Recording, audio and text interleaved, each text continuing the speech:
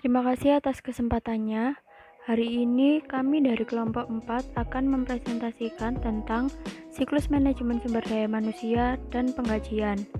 Sebelumnya perkenalkan, kelompok kami yang pertama adalah saya, Lois Margareta dengan NIM 2018310339. Selanjutnya ada Cynthia Nagara Yudianto Putri dengan NIM 2018310340. Yang ketiga ada Nur Azima Dewantari dengan NIM 2018310352. Yang terakhir ada Lanang Widiarto dengan NIM 2018310590. Siklus manajemen sumber daya manusia atau MSDM atau penggajian. Human Resource Management atau payroll cycle adalah serangkaian aktivitas bisnis dan operasi pengolahan data terkait yang terus-menerus berhubungan dengan mengelola kemampuan pegawai secara efektif. Tugas-tugas yang lebih penting adalah merekrut dan mempekerjakan pegawai baru, melakukan pelatihan, penugasan pekerjaan, kompensasi atau penggajian, evaluasi kinerja, mengeluarkan pegawai karena penghentian yang sukarela maupun tidak. Selanjutnya, tinjauan proses MSDM dan kebutuhan informasi. Keberhasilan sebuah organisasi bergantung pada pegawai yang memiliki kemampuan dan pegawai yang memiliki motivasi karena pengetahuan dan kemampuan mereka memengaruhi kualitas dari barang serta jasa yang diberikan ke pelanggan. Sistem manajemen pengetahuan atau knowledge management system adalah perangkat lunak yang menyimpan dan mengelola keahlian yang dimiliki oleh pegawai individu, sehingga pengetahuan tersebut dapat dibagikan dan digunakan oleh yang lain. Mengakui nilai dari pengetahuan dan kemampuan para pegawai dapat membantu perusahaan memahami dengan baik biaya sesungguhnya terkait dengan perputaran atau turnover pegawai yang berlebihan. Semangat kerja para pegawai juga penting. Selanjutnya, ancaman dan pengendalian. Yang ancaman umum utama yang dicantumkan merupakan data induk yang tidak akurat atau tidak valid. Untuk mengurangi ancaman ketidakakuratan atau tidak validnya data induk, yaitu menggunakan berbagai pengendalian integritas pemrosesan untuk meminimalkan risiko kesalahan input data. Ancaman umum kedua adalah pengungkapan yang tidak diotorisasi atas informasi sensitif, seperti gaji dan evaluasi kinerja untuk pegawai individu. Yang ketiga, ancaman umum terkait dengan hilang atau rusaknya data induk. Ancaman umum yang keempat adalah mempekerjakan pegawai yang tidak berkualifikasi atau bahkan seorang pencuri. Yang kelima, pelanggaran atas hukum dan peraturan terkait perekrutan dan pemecatan pegawai secara tepat. Terima kasih atas kesempatannya. Perkenalkan, nama saya Cynthia Nagare dengan NIM 340 akan melanjutkan presentasi dari rekan saya. Selanjutnya adalah diagram konteks siklus penggajian. Berikut ini adalah diagram konteks untuk siklus penggajian. Kita lihat, ada 6 eksternal entitas dalam siklus penggajian. Yang pertama adalah Departemen Sumber Daya Manusia. Ini terkait dengan adanya perubahan data gaji. Misalnya, karyawan baru saja ada istrinya yang melahirkan. Dan oleh karyawan tersebut, si anak didaftarkan untuk mendapatkan tunjangan. Maka kemudian ada perubahan gaji untuk karyawan tersebut, dan perubahan tersebut diberikan ke sistem penggajian. Lalu, sistem penggajian nantinya akan ke Departemen Sumber Daya Manusia memberikan semacam report, laporan pembayaran gaji untuk masing-masing karyawan. Kemudian, dari berbagai departemen, ada data tentang waktu dan kehadiran. Ini biasanya berpengaruh dalam sistem penggajian perusahaan yang memberikan tunjangan transport. Kemudian ke government agency, misalnya adalah ke Dirjen Pajak. Ini akan memberikan tentang laporan pembayaran pajak dan laporan pemotongan pajak PPh 21. Kemudian dengan karyawan, payroll system akan memberikan paycheck atau slip penggajian secara elektronik maupun secara fisik. Kemudian ke bank, payroll system akan memberikan semacam cek atau daftar pembayaran gaji ke bank yang nantinya akan diteruskan ke karyawan. Dan kemudian untuk perusahaan asuransi, kalau perusahaan memberikan premi asuransi kepada karyawan, misalnya asuransi kesehatan.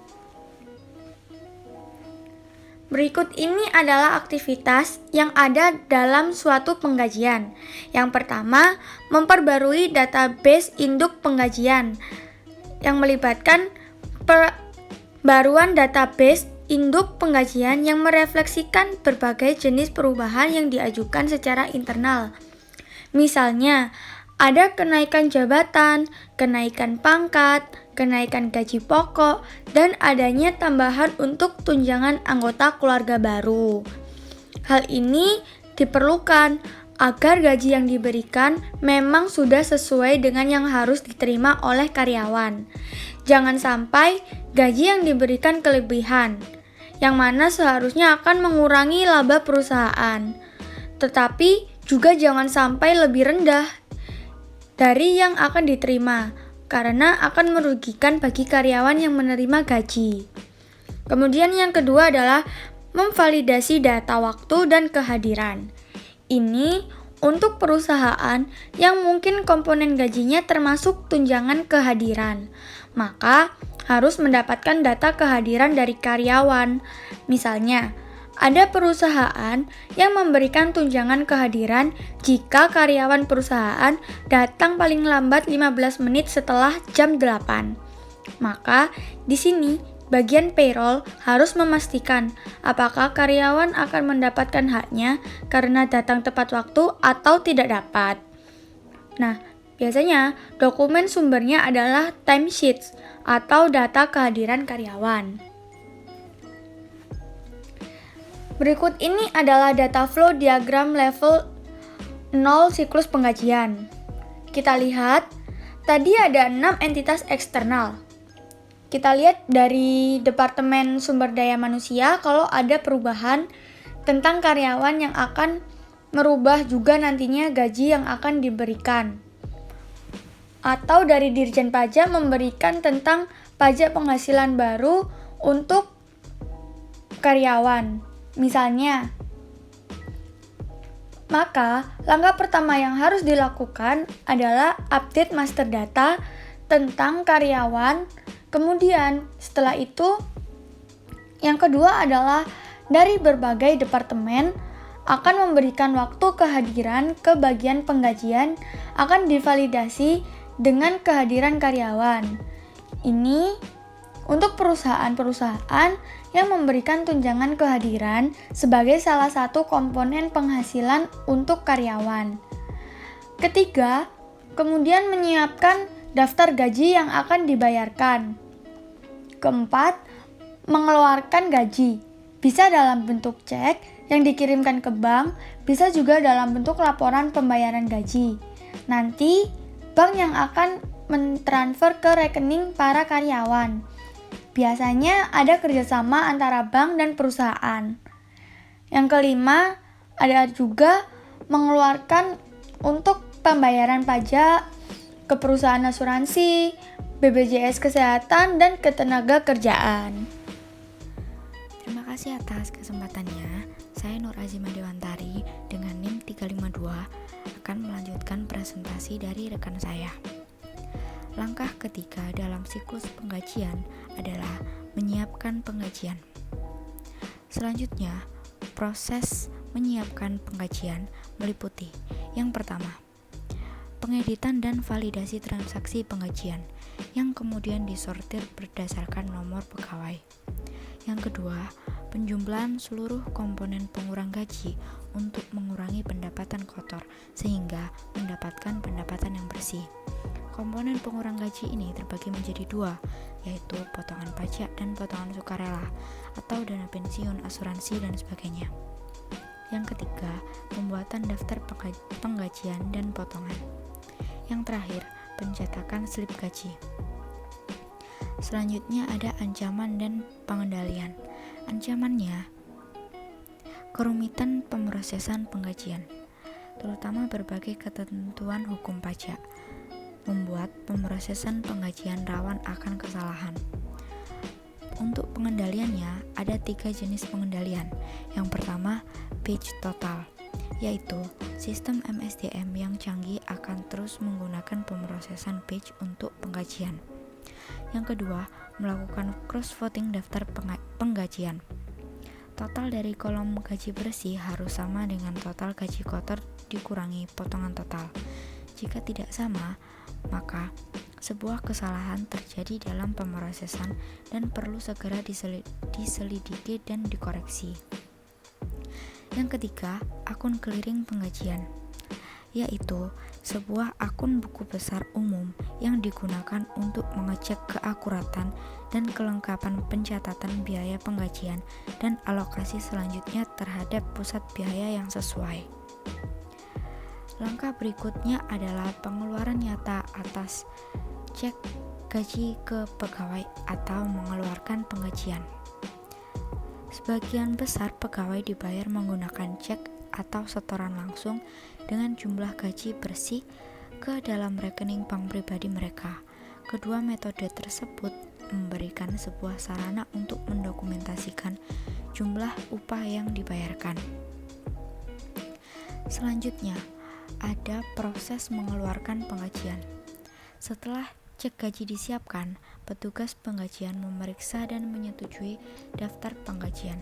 Setelah memeriksa daftar penggajian dan voucher pencairan, kemudian menyiapkan dan menandatangani sebuah cek. Dan yang terakhir, mentransfer cek dan mendistribusikannya. Selain itu, setoran langsung adalah salah satu cara untuk meningkatkan efisiensi dan mengurangi biaya pemrosesan penggajian. Setoran langsung menyediakan penghematan kepada para atasan dengan menghapus biaya pembelian, pemrosesan, dan pendistribusian cek kertas. Selanjutnya ada ancaman dan pengendalian. Ancaman besar dalam proses penggajian adalah pencurian cek gaji, penerbitan cek gaji ke pegawai fiktif, atau penerbitan cek gaji ke pegawai yang telah diberhentikan. Hal ini dapat menimbulkan peningkatan biaya dan hilangnya kas. Untuk pengendaliannya secara spesifik ada 3. Yang pertama, akses terhadap cek gaji kosong dan terhadap mesin tanda tangan harus dibatasi. Yang kedua, seluruh cek penggajian harus secara urtinomori sebelumnya dan secara periodik diperhitungkan. Dan yang ketiga, kasir harus menandatangani seluruh cek penggajian hanya ketika didukung dengan dokumentasi yang layak atau daftar penggajian dan voucher pencairan. Terima kasih. Baik, terima kasih atas kesempatannya. Saya Lanang Widiarto dengan NIM 590 akan melanjutkan presentasi dari rekan saya. Menghitung dan mengeluarkan pajak penghasilan yang dibayar pegawai serta potongan pegawai sukarela. Aktivitas penggajian terakhir adalah menghitung dan membayar pajak gaji dan penghasilan pegawai kepada pemerintah atau entitas lain yang sesuai. Prosesnya, rencana manfaat fleksibel, sebuah rencana di mana tiap pegawai menerima beberapa perlindungan minuman dalam asuransi medis dan kontribusi pensiun, plus manfaat tambahan yang digunakan untuk mendapatkan waktu berlibur ekstra atau asuransi kesehatan tambahan. Lalu ancaman dan pengendalian. Ancaman utama dalam aktivitas ini adalah kegagalan untuk memenuhi pembayaran yang diperlukan, pembayaran yang tidak tepat waktu, atau kesalahan dalam pembayaran tersebut. Lanjut, opsi outsourcing, biro jasa penggajian dan organisasi pengusaha profesional. Biro jasa penggajian, sebuah organisasi yang mengelola file induk penggajian untuk tiap kliennya dan menjalankan aktivitas pemrosesan penggajiannya untuk sebuah bayaran. Lalu organisasi pengusaha profesional, sebuah organisasi yang memproses penggajian dan juga menyediakan jasa manajemen sumber daya manusia seperti desain manfaat pegawai dan administrasi. Biro jasa penggajian dan BEO biasanya menarik bagi bisnis kecil dan menengah karena alasan sebagai berikut. 1. Mengurangi biaya. 2. Jangkauan manfaat yang lebih luas. 3. Pembebasan atas sumber daya komputer. Sekian presentasi dari kelompok kami, kurang lebihnya mohon maaf. Wassalamualaikum warahmatullahi wabarakatuh.